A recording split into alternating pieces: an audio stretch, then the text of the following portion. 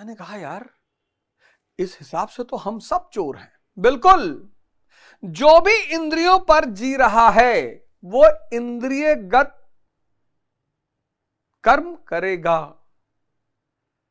वो स्त्री से प्रभावित होगा, वो पुरुष से प्रभावित होगा, शराब से प्रभावित होगा, नशे से, हम सब। कोई ये कह नहीं सकता कि भाई साहब मैंने ये यात्रा नहीं की है।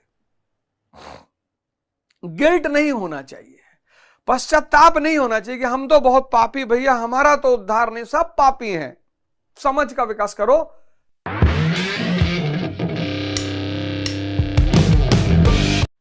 चारों तरफ लोग परेशान हैं बहुत ज्यादा, और परेशानी की वजह व्यक्ति खुद है। ऐसा नहीं कि कोई दूसरे कारण से परेशान है। ये जो परेशानी है ये किसी दूसरे की वजह से नहीं है। यही सबसे बड़ा भ्रम है। जैसे जरूरत पर जीना चाहिए, इच्छाएं तो अनंत है।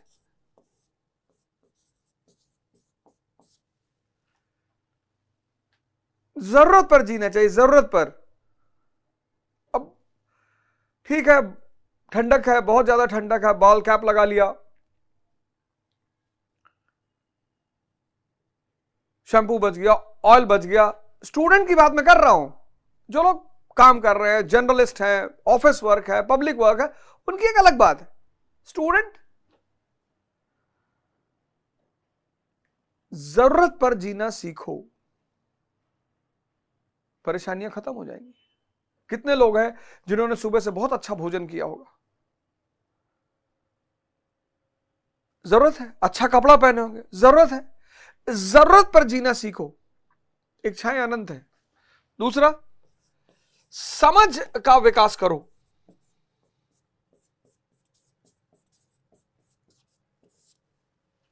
समझ का विकास करो, ज्ञान अनंत है। भोग,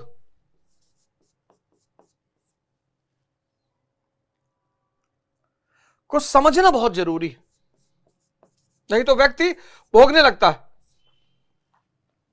भोग को समझना बहुत जरूरी है, नहीं तो व्यक्ति भोगने लगता है। जरूरत पर जीना सीखिए, इच्छाएं अनंत है। समझ का विकास करिए, ज्ञान अनंत है। भोग को समझिए, वासना अनंत है।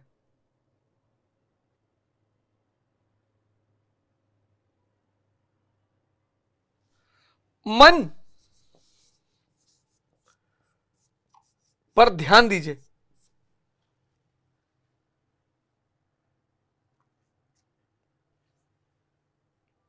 मन पर ध्यान दीजिए। मानसिक गति अनंत है।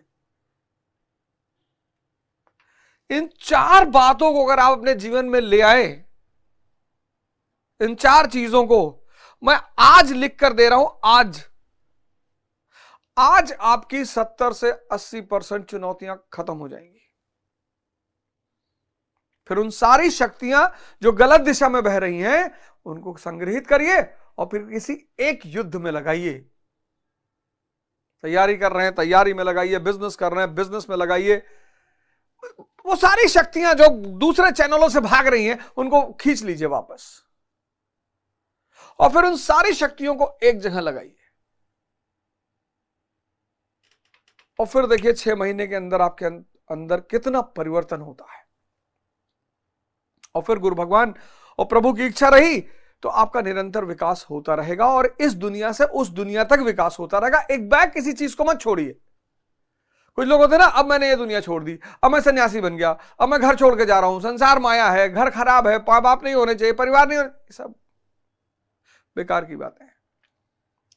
जैसे जैसे आपका वर्ण उन्नति होता जाएगा, बड़ा प्यारा वर्ड है वर्ण, अभी आगे आऊंगा मैं इस पे।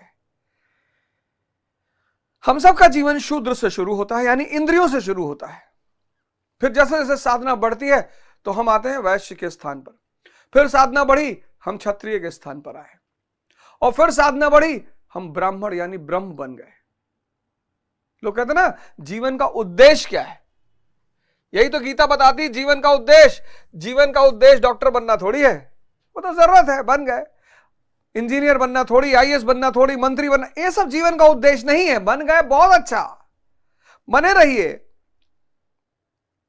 जीवन का उद्देश्य है निम्नतम शूद्र से ब्राह्मण की यात्रा, ब्रह्म की यात्रा।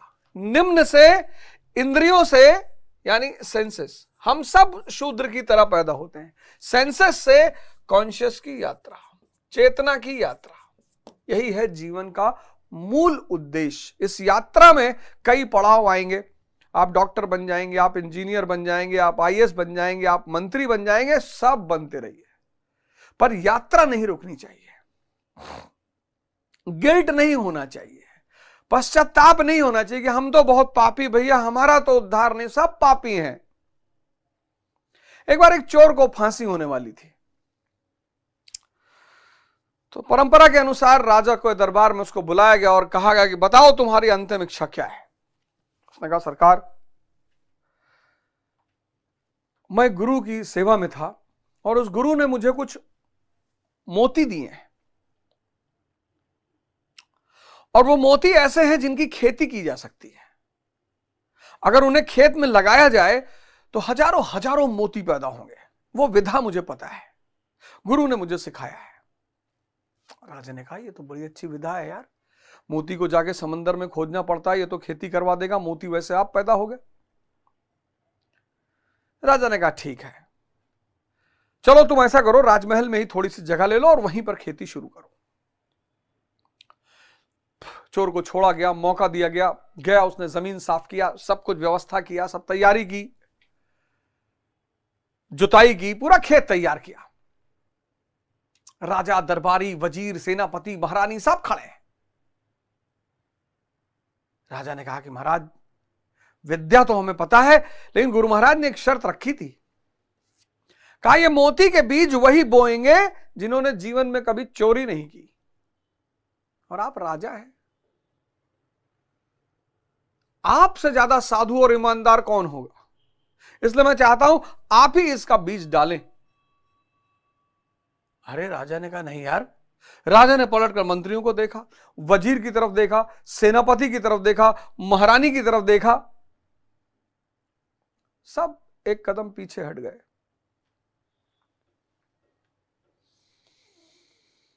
राजा ने कहा यार इस हिसाब से तो हम सब चोर हैं। बिल्कुल, जो भी इंद्रियों पर जी रहा है वो इंद्रियगत कर्म करेगा। वो स्त्री से प्रभावित होगा, वो पुरुष से प्रभावित होगा, शराब से प्रभावित होगा, नशे से, हम सब। कोई ये कह नहीं सकता कि भाई साहब मैंने ये यात्रा नहीं की है, हम सब।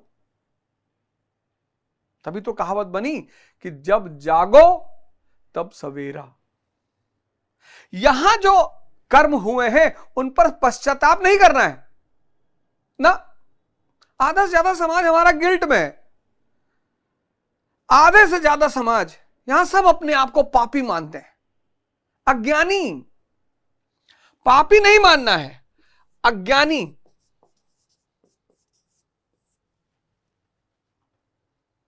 मट्टी खाते थे ना छोटे थे, अब नहीं खाते, बड़े हो गए। निप्पल वाली बोतल में दूध पीते थे छोटे थे, अब नहीं पीते, अज्ञानी। और यह ज्ञानी। बस यही पूरा यात्रा है। पापी मानने को कोई जरूरत नहीं है, ग्लानि से भरने की कोई जरूरत नहीं, ये सब आपके विकास में बाधक है।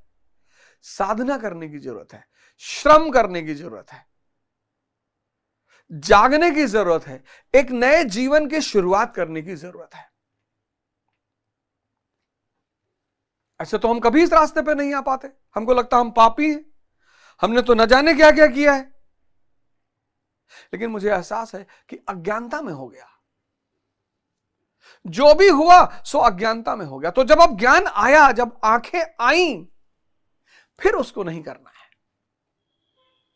जो हो गया अज्ञानता में वो कोई बात नहीं। तभी तो कहते ना ईश्वर रहीम है, अल्लाह रहीम है, रहम करता है, सबसे बड़ा, सबको माफ कर देता है। जानता है कि अज्ञानता में हो गया, अनजाने में, जानते ही नहीं थे।